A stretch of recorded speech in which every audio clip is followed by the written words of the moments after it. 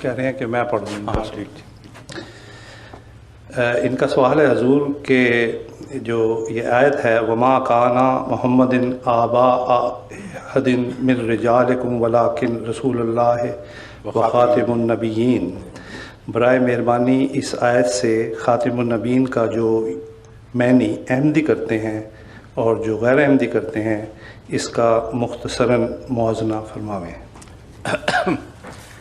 مختصر کی شرط مشکل ہے، باقی باتیں آسان ہیں، کیونکہ اگر آپ نے بات سمجھنی ہو تو ضروری ہے کہ اس کے سب پہلوؤں پر روشنی ڈالی جائے. یہ بنیادی وجہ اختلاف ہے جو احمدیوں اور غیر احمدی علماء کے درمیان بیان کی جاتی ہے. بیان کی جاتی ہے کا کیا مطلب ہے مجھے یہ بھی سمجھانا ہوگا. میرے نزدیک آیت خاتم النبیین پر فی الحقیقت کوئی بھی اختلاف ہمارے درمیان اور دوسرے علماء کے درمیان نہیں ہے. پہلے یہ بات آپ کو سمجھا دوں. اس لیے نہیں ہے کہ اس کا یہ مطلب کرنے کے باوجود کہ حضرت صلی اللہ علیہ وآلہ وسلم کے بعد ہر قسم کی نبوت ہمیشہ کے لیے ختم ہے. یہ ترجمہ کرنے کے باوجود جب آپ ان سے مزید پوچھیں کہ کیا مسیح آئے گا یا نہیں آئے گا، کہتے ہیں ضرور آئے گا. اگر ہم انکار کر دیں تو کافر ہو جاؤ گے.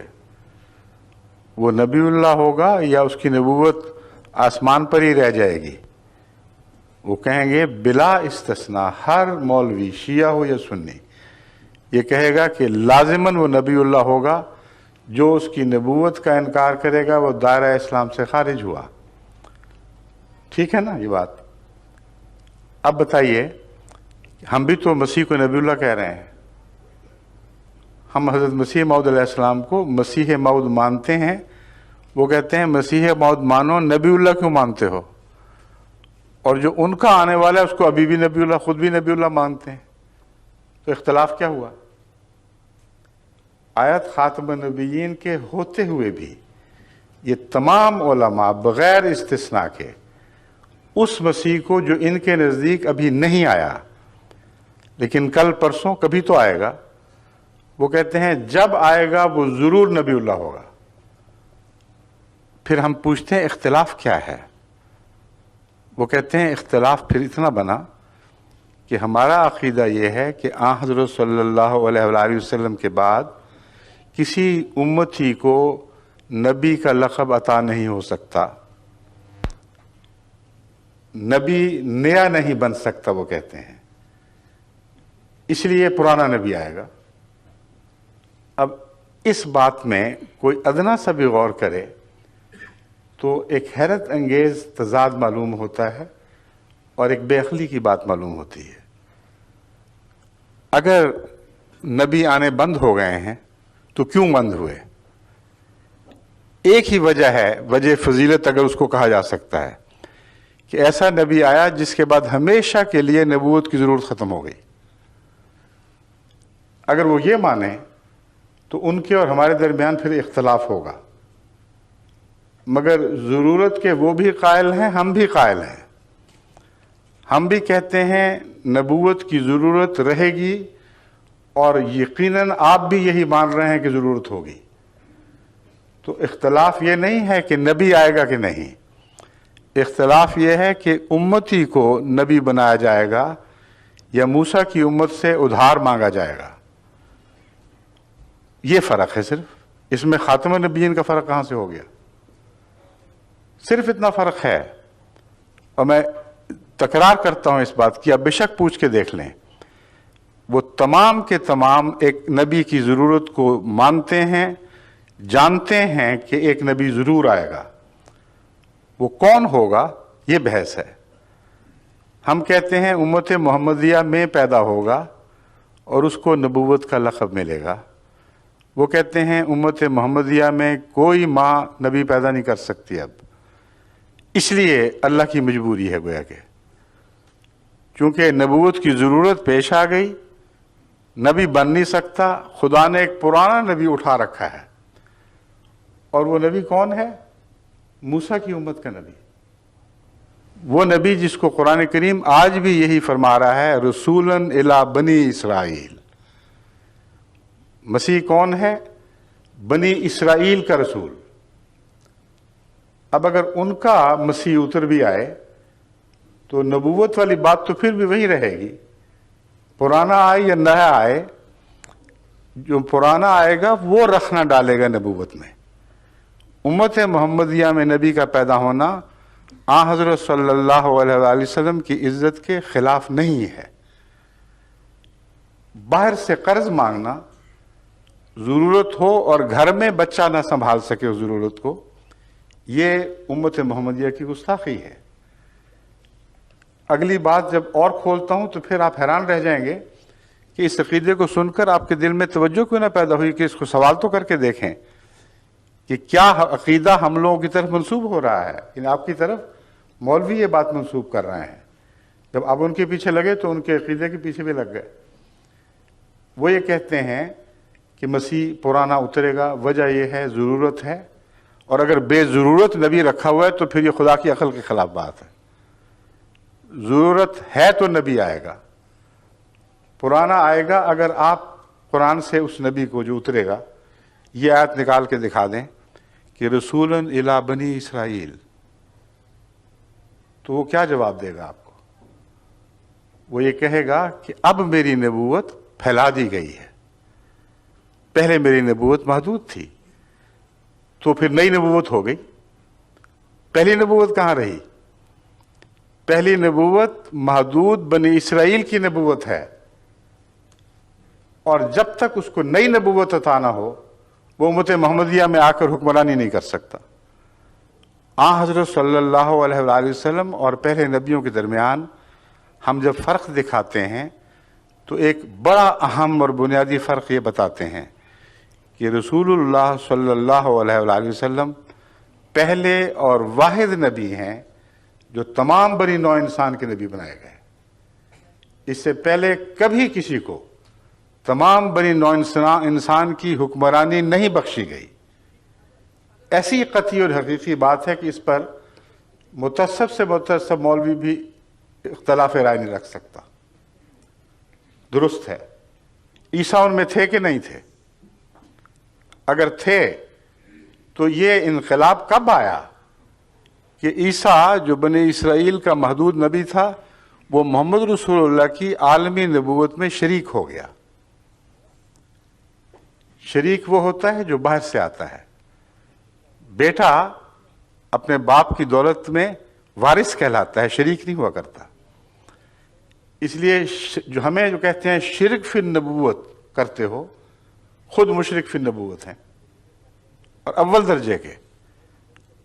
اور پھر آگے دیکھیں اس کا مطلب کیا بنتا ہے۔ کیا عیسیٰ نبی اللہ پر آسمان پر قرآن کریم نازل کیا گیا تھا جو رسول اللہ صلی اللہ علیہ وسلم پر نازل ہوا؟ نہیں کیا گیا۔ جب اس کو تعلیم اور دی گئی تھی، اور قرآن فرماتا ہے اس کو انجیل کی تعلیم دی گئی تھی جس میں اس پر فرض کیا گیا تھا کہ وہ بائبل پر عمل کرے، اور یہ آیت قرآن کریم میں موجود ہے کہ اس نے دعویٰ کیا کہ میں بائبل میں ایک شوشہ بھی اضافے کے لیے یا اس کو کم کرنے کے لیے نہیں آیا۔ مسلمہ عقیدہ ہے یہ۔ تو اس کو نئی نبوت کہتے ہیں، دی جائے گی، اس کو قرآن دیا جائے گا۔ اور چونکہ اس نے نبی غیر نبی سے تعلیم حاصل نہیں کیا کرتا کلام الہی کی، اس لیے یہ عقیدہ انہوں نے بنایا ہے کہ قرآن اس پر دوبارہ نازل کیا جائے گا۔ اگر نہیں کیا جائے گا تو اس کو کیا پتا قرآن کیا ہے؟ اس کو تو بائبل کا پتا ہے۔ قرآن کا تو اشارتاً بھی اس کو کوئی کچھ بتایا نہ گیا پہلی زندگی میں۔ نیا آیا ہے تو گویا نیا قرآن لے کے آیا ہے۔ قرآن وہی صحیح جو محمد رسول اللہ کا ہے صلی اللہ علیہ وآلہ وسلم، مگر مسیح پر جب تک خدا براہ راست قرآن کریم نازل نہ کرے اس کو قرآن کی تعلیم کا کچھ پتہ نہیں، تو وہ شریک مکمل بن جاتا ہے رسول اللہ صلی اللہ علیہ وسلم کا۔ اس پر ایک دفعہ پھر قرآن نازل کیا جائے گا، اور وہ جس کی حکومت بنی اسرائیل تک محدود تھی وہ کل عالم پر حکمران ہوگا. یہ نبی پرانا نبی نہیں ہے، یہ نیا نبی ہے. اور آخری نبی جو اس حیثیت سے دنیا دیکھے گی وہ حضرت محمد رسول اللہ صلی اللہ علیہ وسلم نہیں ہوں گے، بلکہ یہ نبی ہوگا. اس لیے یہ اختلاف جو ہے یہ محض لفظی بھی ہے، اور زیادہ آگے جا کے دیکھیں تو بہت گہرا ہو جاتا ہے، مگر مسیح کے گرد. عقیدے کے لحاظ سے کوئی اختلاف نہیں. حضرت محمد رسول اللہ صلی اللہ علیہ وآلہ وسلم کے بعد نبی یہ بھی مانتے ہیں اور ہم بھی مانتے ہیں. ہم یہ کہتے ہیں کہ حضرت صلی اللہ علیہ وآلہ وسلم کے بعد کوئی نبی غیر قوموں سے، غیر امتوں سے نہیں آ سکتا. یہ محمد رسول اللہ علیہ وسلم کی امت ہے. جو بھی مصلح پیدا ہوگا اسی امت میں پیدا ہوگا. جو بھی فیض پائے گا محمد رسول اللہ سے پائے گا، آپ کے قرآن سے دین سیکھے گا. اور اس حیثیت سے وہ اطاعت میں جب بڑھ جائے گا تو محمد رسول اللہ زیادہ نزدیک ہو گیا تھا. اطاعت میں جب بڑھ جائے گا تو حضرت صلی اللہ علیہ وآلہ وسلم کی غلامی میں اس کو وہی کام کرنا ہوگا جو محمد رسول اللہ کا کام تھا. وہ کیا ہے؟ لِيُظْهِرَهُ عَلَى الدِّينِ كُلِّهِ، تاکہ دین محمد صلی اللہ علیہ وسلم کو تمام دنیا پہ غالب کر دے. یہ ہمارا عقیدہ ہے. اب میں آیت خاتم النبیین کی طرف آتا ہوں. پہلے میں دونوں کے عقیدے کی تشریح بتا رہا تھا کہ فرق ہے تو کیا ہے. آیت خاتم النبیین کا یہ ترجمہ جو وہ کرتے ہیں کہ وہ نبی آیا جس نے پہلے سب نبیوں کو ہی نہیں بلکہ نبیوں کا بیج ختم کر دیا، تخم نبوت ختم ہو گیا. اور حضرت صلی اللہ علیہ وآلہ وسلم سے پہلے جتنے نبی تھے ان سب کو ختم کر دیا. یہ مانتے ہیں کہ نہیں؟ کیسے ختم کیا؟ جسمانی طور پر یا روحانی طور پر؟ دو ہی معنی ہو سکتے ہیں. جسمانی طور پر ختم کیا تو سب نبی تو اپنی موت خود ہی وفات پا چکے تھے. ایک ہی ٹیسٹ کیس باقی تھا، عیسیٰ علیہ السلام. ان کے نزدیک، ہمارے نزدیک نہیں. ہم کہتے ہیں جسمانی طور پر بھی کل نبیوں کو بلا اشتباہ ختم کر دیا. یعنی ایک نبی بھی آپ کی عمر سے گزر کر زندہ نہیں رہا. آپ کی پیدائش سے پہلے فوت ہو چکا تھا، آپ کی نبوت سے پہلے فوت ہو چکا تھا. یہ مولوی جو ہم پر الزام لگاتے ہیں یہ کہتے ہیں کہ نہیں، ایک نبی زندہ تھا، وہ زندہ تھا، زندہ رہا ان کے قول کے مطابق. تو کس نے کس کو ختم کیا؟ وہ نبی جو رسول اکرم صلی اللہ علیہ وآلہ وسلم سے 570 سال پہلے ان کے بیان کے مطابق پیدا ہوا، اور 570 سال کی عمر میں وہ آسمان پر بیٹھا ہوا دیکھ رہا تھا، اور اس کے سامنے ایک بچہ پیدا ہوتا ہے، اس کے سامنے جوان ہوتا ہے، اپنی نبوت کا دور ختم کر کے گزر جاتا ہے. تو کس نے کس کو ختم ہوتے دیکھا؟ ان کے قول کے مطابق نعوذ باللہ من ذالک عیسیٰ علیہ السلام نے رسول کریم صلی اللہ علیہ وآلہ وسلم کو ختم ہوتے دیکھا. اور وہ دونوں یہ دعوے حضرت کے صلی اللہ علیہ وسلم انہوں نے جھٹلا دیے. آپ فرماتے ہیں میں پہلا بھی ہوں اور آخری بھی ہوں. اگر جسم کے لحاظ سے یہ مانتے ہیں تو پہلا تو مسیح تھا، پہلے پیدا ہوا. اور موت کے لحاظ سے مانتے ہیں تو آخری مسیح ہوا، بعد میں مرا ان کے قول کے مطابق. تو ختم نبوت کا تو انہوں نے کچھ بھی باقی نہ رہنے دیا. اگلا قدم فیض کا. سب نبیوں کے فیض قرآن کریم کے نزول سے پہلے ہی ختم ہو چکے تھے. کل انبیاء اپنے فیض کا دور ختم کر کے اپنی صفیں لپیٹ کے جا چکے تھے. ایک مسیح ہی باقی تھا نا. یہ کہتے ہیں اس کا فیض نہ صرف یہ کہ رسول اللہ صلی اللہ علیہ وسلم ختم نہیں کر سکے، بلکہ براہ راست اس نے خدا سے وہ فیض پایا جو پہلی زندگی میں اس کو حاصل نہیں تھا. فیض میں بڑھ گیا. اور رسول اکرم صلی اللہ علیہ وآلہ وسلم کے وصال کے بعد آپ کی امت کو زندہ کرنے میں بنیادی کردار مسیح ادا کرے گا۔ گویا کہ رسول اللہ علیہ وسلم کی امت تو مر رہی تھی، اس میں سانس لینے کی طاقت نہیں رہی تھی، زندہ کیا تو موسوی امت کے مسیح نے۔ تو فیض کیسے ختم کیا؟ نہ جسم ختم کر سکے، نہ فیض ختم کر سکے، اور دعویٰ یہ ہے کہ ہم ختم نبوت کے قائل ہیں۔ غلط کہتے ہیں۔ میں علماء کو بارہا یہ کہہ چکا ہوں کہ اس معاملے پہ گفتگو کرو، میں ثابت کروں گا کہ تمہارے معنوں میں بھی جو ہم مانا کرتے ہیں وہ بہت بلند ہے، جو تم مانا کرتے ہو اس میں بھی ہم قائل ہیں، تم قائل نہیں ہو۔ اور وہ ختم کا معنی ختم کرنا، جیسا کہ میں بیان کر رہا ہوں، یہ کرتے ہیں۔ اور میں ثابت کر چکا ہوں کہ نہ وہ جسم کو ختم مانتے ہیں جسمانی لحاظ سے، نہ روحانی لحاظ سے۔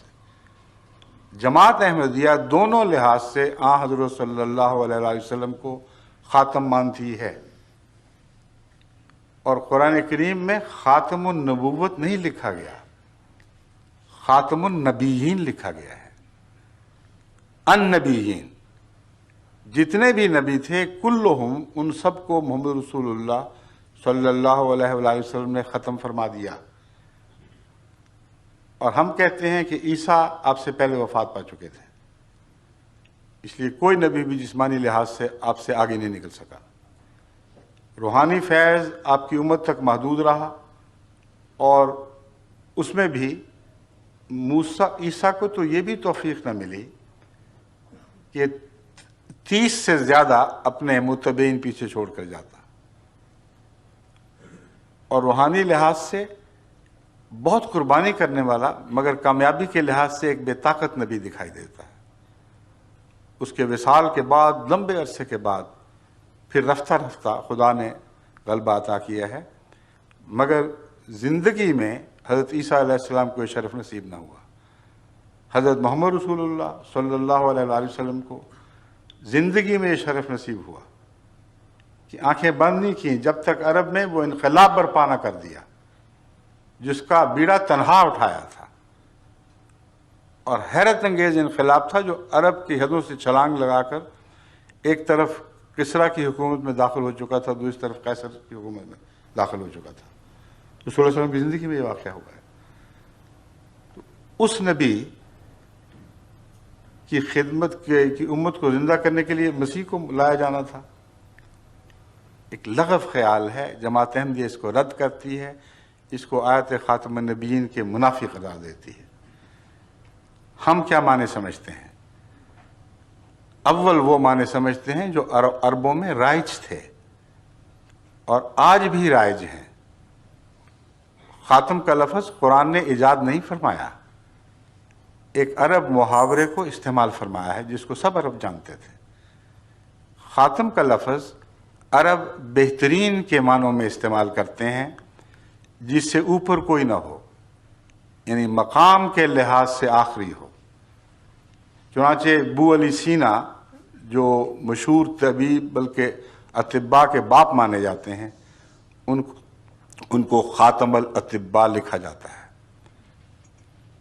متنبی شاعر جو عربوں کا شاعر ہے، رسول اللہ صلی اللہ علیہ وآلہ وسلم کے بعد آیا ہے، خاتم کا معنی عربوں پہ روشن ہو چکا تھا۔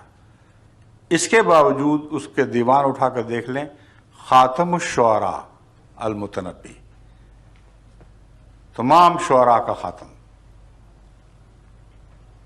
آگے دیکھیں، ہمارے زمانے میں ہمارے ملک میں حکیم اجمل خان پیدا ہوئے، دہلی میں بہت چوٹی کے حکیم تھے جن کا آج تک نام، ان کے نام کا ڈنکا بجتا ہے طب میں۔ ان کے جو بیعت ہے اس کے اوپر لکھا ہوا ہے خاتم الحکماء یا خاتم الاطباء، دونوں میں سے حکیم اجمل خان صاحب۔ تمام عرب استعمال کو دیکھ لیں، ایک جگہ بھی اس آیت جو متنازع فی ہے اس کو چھوڑ کر عرب استعمال میں خاتم کا مطلب زمانی لحاظ سے آخری کہیں نہیں ملے گا، مرتبے اور مقام کے لحاظ سے آخری ضرور ملے گا۔ یعنی جب عرب شاعر کو خاتم کہتے ہیں تو مراد یہ ہے کہ اس کمال کا شاعر اب کبھی نہیں آ سکتا. شاگرد آ سکتا ہے، ہمسر نہیں آ سکتا، استاد نہیں آ سکتا. یہ سند ہے، یہ سند چلے گی، خاتم یعنی مہر اس کی چلے گی، اور اس کے مقابل پر جو بھی دعویٰ ہوگا وہ گر جائے گا. جس کو تصدیق نہ حاصل ہو اس شاعر کی وہ بے معنی ہے. تو وہ اساتذہ جن کی سند چلتی ہے ان کو خاتم کہا جاتا ہے. وہ اطباء جن کی سند چلتی ہے، جو اپنے مضمون میں درجہ کمال کو پہنچ جاتے ہیں، ان کو خاتم کہا جاتا ہے. اور ایک استعمال خاتم کا خود حضرت اقدس محمد رسول اللہ صلی اللہ علیہ وسلم کی زبان سے بھی سنیے. حضرت علی رضی اللہ تعالیٰ عنہ کو مخاطب کر کے فرمایا، انتا خاتم الاولیاء. ایک روایت میں ہے فرمایا انتا خاتم الاصفیاء. بات ایک ہی ہے، دونوں روایتیں ملتی ہیں. اگلی بات سننے والی ہے، کما انا خاتم الانبیاء. جس طرح میں خاتم النبیین ہوں، اے علی تو ولیوں کا خاتم ہے. اب خاتم کا ترجمہ وہ لگا کے دیکھیں جو مولوی کرتے ہیں. کیا مطلب بنے گا؟ کما کا لفظ بھی آ گیا ہے، جیسا میں ویسا تو. خاتم میں ہم برابر ہیں، لیکن میں نبیوں کا خاتم، تو ولیوں کا خاتم.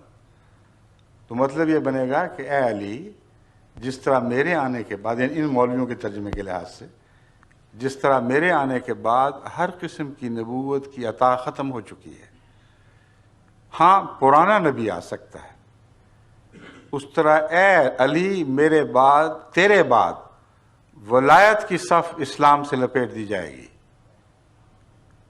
الا ان اولیاء اللہ لا خوف علیہم ولا هم یحزنون کا دعویٰ بیکار جائے گا. قرآن کریم غلط نکلے گا، نعوذ باللہ. کوئی ولی پیدا نہیں ہوگا، کیونکہ جیسے میں آخری نبی ہوں اس طرح تو آخری ولی امت میں ہے. اس کے بعد کوئی امت کا کوئی شخص کبھی ولی کا منہ نہیں دیکھے گا. یہ ترجمہ قابل قبول ہے؟ تسلیم کر سکتے ہیں؟ ہرگز نہیں. کیا ولایت بھی ختم ہو گئی؟ نبوت تو گئی، نبی نہیں آ سکتا، تو کیا ولی بھی کوئی نہیں آئے گا؟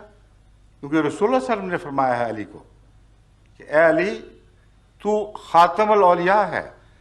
بس خاتم کا معنی اگر وہ معنی جو مولوی کرتے ہیں تو مطلب یہ ہے تو آخری ولی ہے، اب کبھی کوئی ولی نہیں آئے گا. اور یہ جھوٹ ہے. وہ معنی کرنا پڑے گا جو دونوں جگہ برابر اطلاق پائے.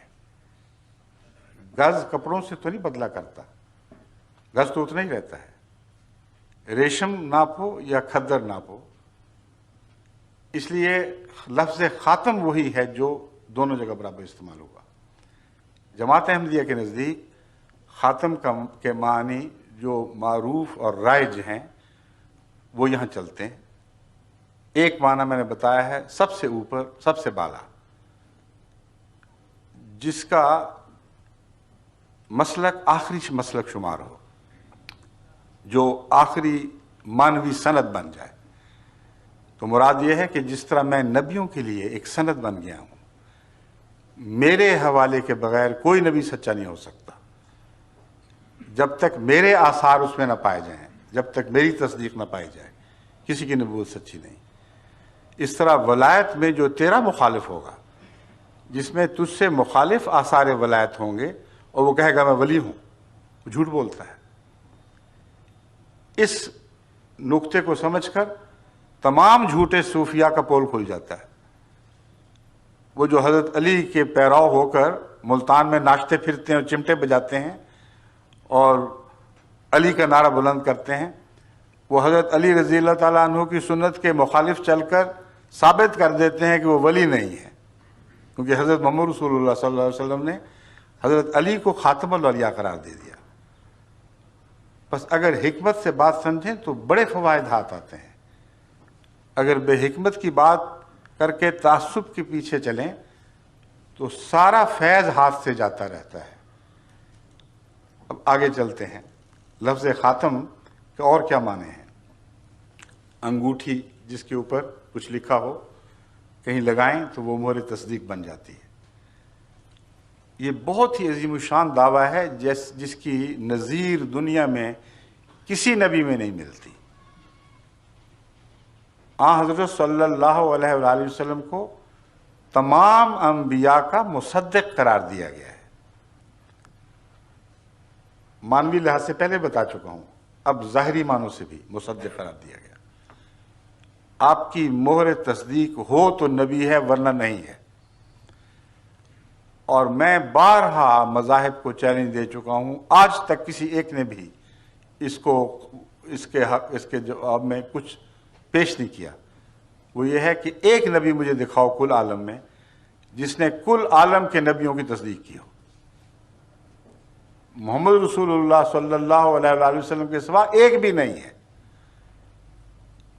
حضرت اکیلے نبی ہیں جنہوں نے کہا کہ مجھے مانو تو یہ کافی نہیں ہے، میں بھی تصدیق کرتا ہوں کہ اللہ تعالیٰ نے تمام جہانوں میں ہر زمانے میں نبی بھیجے ہیں۔ تم بھی تصدیق کرو کہ اللہ تعالیٰ نے تمام زبانوں میں ہر مقام، ہر مرتبہ، ہر بستی میں نبی بھیجے ہیں۔ یہ مانو گے تو میرا ایمان قبول ہوگا، ورنہ میرا ایمان بھی رد ہے، یعنی مجھ پر ایمان لانا بھی رد ہے۔ آمن الرسول بما انزل الیہ من ربہ والمؤمنون کل آمن باللہ وملائکتہ وکتبہ ورسلہ لا نفرق بین احد من رسلہ۔ دیکھو محمد رسول اللہ اس شان کے نبی ہیں کہ وہ ایمان لے آئے ہیں اللہ پر اور ملائکہ پر اور کتب پر اور تمام انبیاء پر، اور آپ کے ماننے والے بھی سب کے سب مجبور ہو گئے ہیں کہ وہ ان سب باتوں پر ایمان لائیں، اور دعویٰ یہ کرتے ہیں لا نفرق بین احد من رسلہ، ہم خدا کے بھیجے ہوئے میں سے کسی میں کوئی تفریق نہیں کرتے، جو اس کی طرف سے آیا اس کے سامنے تسلیم خام، اس کو ماننا پڑے گا۔ یہ ہے خاتم النبیین۔ اگر کوئی اور ہے تو نکال کے دکھاؤ۔ مانا وہ جو کل عالم پہ اسلام کی فتح کو ثابت کر دے، اس کی برتری کو ثابت کر دے، کوئی مذہب سامنے سر نہ اٹھا سکے۔ ورنہ یہ دعویٰ کہ بعد میں کوئی نبی نہیں ہوگا، اس کی کیا دلیل ہے؟ کس نے سارا زمانہ دیکھا ہے؟ کوئی بھی نہیں مانے گا، نہ مانتا ہے۔ پہلے ایمان لاؤ تو پھر مانتے ہو، ورنہ اپنی ذات میں اسلام کی برتری ثابت کرنے کے لیے اس بات میں، اس دعوے میں کوئی بھی دلیل نہیں۔ لیکن جو میں بتا رہا ہوں مانا، اس کی روح سے قرآن سب کتب سے افضل ہو جاتا ہے کہ باقی کتابوں کی تصدیق کی ہے۔ محمد رسول اللہ سب دنیا سے افضل ہو جاتے ہیں کیونکہ سب نبیوں کی تصدیق کی ہے۔ اور اسی دعوے میں خاتم النبیین میں آپ کا عالمی ہونا مضمر ہے، اس کے اندر شامل ہے۔ کیونکہ آج کوئی نبی بھی عالمی ہونے کا دعویٰ اس لیے نہیں کر سکتا کہ اگر وہ عیسیٰ ہیں فرض کریں تو اس کی بات جس طرح عیسائی آج پیش کر رہے ہیں اور جو بائبل سے ملتی ہے وہ یہ ہے کہ اس نے کسی اور قوم کے نبی کا ذکر ہی کوئی نہیں کیا۔ باقی سب کو جھوٹا مانو گے تو عیسیٰ کو سچا مانو گے، اگر کسی اور کو سچا مانو گے تو عیسیٰ کو جھوٹا ماننا پڑے گا۔ بین یہی حال ہر دوسرے نبی کا ہے۔ اس نے اپنی تصدیق کروا لی اور اس کی قوم اس پر راضی ہو گئی، وہ زمانہ لد گیا، ختم ہو گیا۔ آج اس نبی کو یہ توفیق ہو ہی نہیں سکتی کہ عالمی ہونے کا دعویٰ کرے۔ اگر عیسیٰ یہ دعویٰ کرتا ہے مثلا علیہ الصلوۃ والسلام، تو پتہ ہے مسلمانوں کو کیا قیمت دینی پڑتی ہے؟ مسلمانوں کو محمد رسول اللہ سے دامن چھڑا کر پھر عیسیٰ کو ماننا پڑتا ہے۔ اگر ایک ہندو تسلیم کرتا ہے، اس کو کرسچن سے دامن چھڑا کر عیسیٰ کو ماننا پڑے گا، بیک وقت دونوں کو نہیں رکھ سکتا۔ ایک بدھ تسلیم کرتا ہے تو بدھ سے پیچھا چھڑا کر عیسائی ہونا ہوگا۔ لیکن ایک مسلمان اگر رسول اللہ علیہ وسلم کا دامن پکڑتا ہے تو عیسیٰ کو چھوڑنا نہیں پڑتا، عیسیٰ کو لازماً پکڑنا پڑتا ہے۔ بدھ کو بھی سچا ماننا پڑتا ہے، کرسچن کو بھی سچا ماننا پڑتا ہے، زرتشت کو بھی سچا ماننا پڑتا ہے۔ یہ عالمی مذہب ہے، تمام قوموں کو ایک ہاتھ پر اکٹھا کرنے والا۔ تو خاتم نبیین کی آیت تو عظیم الشان آیت ہے، اس کے اتنے بطن ہیں، اتنے اس میں روحانی مطالب اکٹھے ہو گئے ہیں کہ اگر آپ عقل سے اور دل کی گہرائی سے غور کریں تو اس شان کی آیت دنیا میں کبھی کسی نبی کو عطا نہیں ہوئی، آخری ہونے کے دعوے سے نہیں، اس کو تو خود ہی رد کر بیٹھے ان معنوں میں جو میں بیان کر رہا ہوں۔ پھر خاتم النبیین کس موقع پر بیان ہوئی ہے؟ وہ آیت جو آپ نے پڑھی ہے وہ آیت یوں ہے، ما کان محمد ابا احد من رجالکم ولکن رسول اللہ و خاتم النبیین۔ کیا مطلب ہے؟ محمد صلی اللہ علیہ وسلم تم جیسے مردوں میں سے کسی کے باپ نہیں ہے۔ عام طور پہ ترجمہ لوگ کر دیتے ہیں مردوں میں سے باپ نہیں ہے، میں یہ نہیں مانتا، اس لیے کہ رجال کم کا مطلب ہے تمہارے مردوں کے۔ عام طور پر جس قسم کے مرد تم پائے جاتے ہو ان کا باپ ہونا تو قابل فخر ہے ہی کوئی نہیں، تم الزام لگاتے ہو کہ اس کا بیٹا نہیں ہے، اس لیے یہ ادنا ہے۔ قرآن کہتا ہے کہ جس قسم کے تم لوگ ہو تمہارا باپ ہونا قابل فخر نہیں ہے بلکہ قابل شرم بات ہے، کوئی عزت نہیں ہے اس میں۔ کن کا باپ ہے؟ یہ رسولوں کا باپ ہے۔ خاتم کا مطلب باپ بھی ہے۔ ان معنوں میں بھی ہم لفظ خاتم پر کامل یقین رکھتے ہیں، اور اس میں گہری حکمت ہے۔ الولد سر لابیہ، یہ محاورہ ہے عربی کا کہ بیٹا اپنے باپ کا راز رکھتا ہے اپنے اندر۔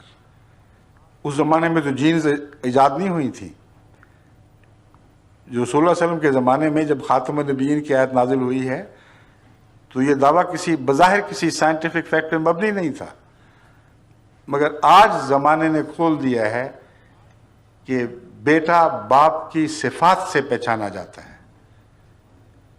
اگر محمد رسول اللہ کا بیٹا نہیں ہے کوئی رسول تو رسول نہیں ہے، کیونکہ سب نبیوں کا باپ آپ کو قرار دے دیا گیا ہے۔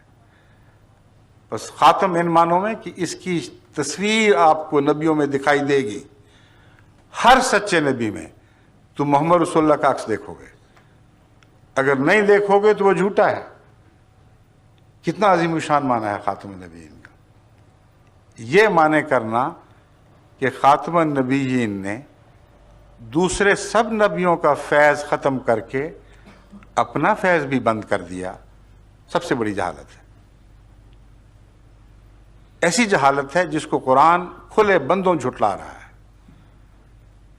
اب یہ بات تو سمجھ آ گئی کہ پہلوں کا فیض جسمانی لحاظ سے بھی ختم کیا، روحانی لحاظ سے بھی ختم کیا، اور حضرت صلی اللہ علیہ وآلہ وسلم ایک عالمی نبی بنے۔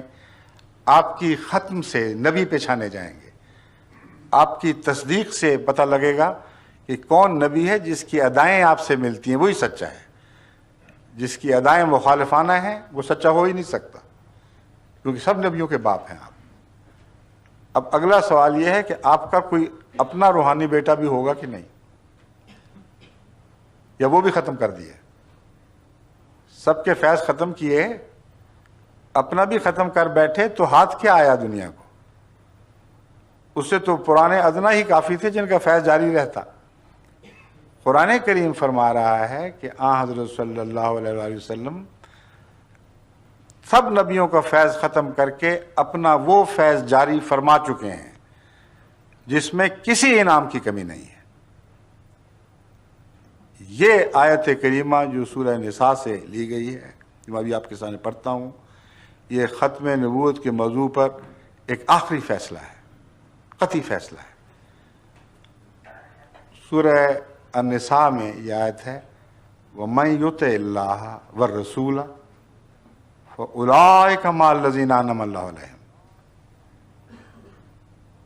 جو کوئی بھی اب اللہ اور اس رسول الرسول محمد رسول اللہ کی اطاعت کرے گا،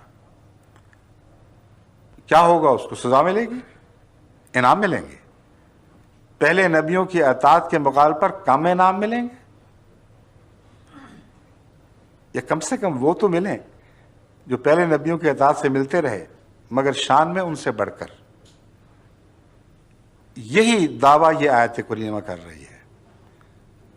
وَمَن يُطِعِ اللَّهَ وَالرَّسُولَ، جو کوئی بھی اللہ کی اطاعت کرے گا اور اس رسول محمد رسول اللہ صلی اللہ علیہ وآلہ وسلم کی اطاعت کرے گا، فَأُولَٰئِكَ مَعَ الَّذِينَ أَنْعَمَ اللَّهُ عَلَيْهِمْ.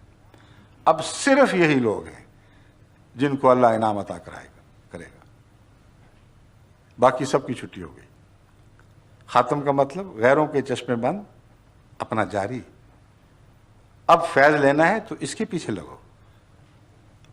اور ساتھ فرمایا وہ کون لوگ ہیں جن کو انعام ملے گا، لسٹ بیان فرمائی ہے. من النبیین، یہ قرآن کے الفاظ ہیں، نبیوں میں سے ہوں گے یہ لوگ. والصدیقین، اور صدیقوں میں سے ہوں گے. والشہداء، اور شہیدوں میں سے ہوں گے. والصالحین، اور صالحین میں سے ہوں گے. وحسن اولئک رفیقا، اور یہ ساتھ جو محمد رسول اللہ کی غلامی سے ملے گا یہ سب سے اچھا ساتھ ہے، اس سے اچھا کوئی ساتھ نہیں. تو انعام کی لسٹ تو وہی ہے، مگر حسن اولئک رفیقا نے مرتبہ اونچا بیان کر دیا. اب تم پرانی امتوں میں کہاں رفیق ڈھونڈتے پھرتے ہو؟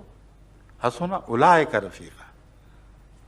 اب رفاقت ڈھونڈنی ہے تو محمد رسول اللہ کی امت میں آپ کے غلاموں میں پیدا ہونے والے نبیوں، صدیقوں، شہیدوں، صالحین کی رفاقت ڈھونڈو. اس سے بہتر رفاقت نہیں مل سکتی. اتنی واضح کھلی ہوئی آیت کے بعد آیت خاتم النبیین کا یہ ترجمہ کرنا کہ آپ نے سب نبیوں کو ختم کیا سوائے عیسیٰ علیہ السلام کے، اور سب کا فیض ختم کر دیا، ساتھ اپنا بھی ختم کر دیا. اب اس امت میں کوئی نبی آپ کی غلامی میں بھی پیدا نہیں ہو سکتا. قرآن کا دعویٰ کیا ہے؟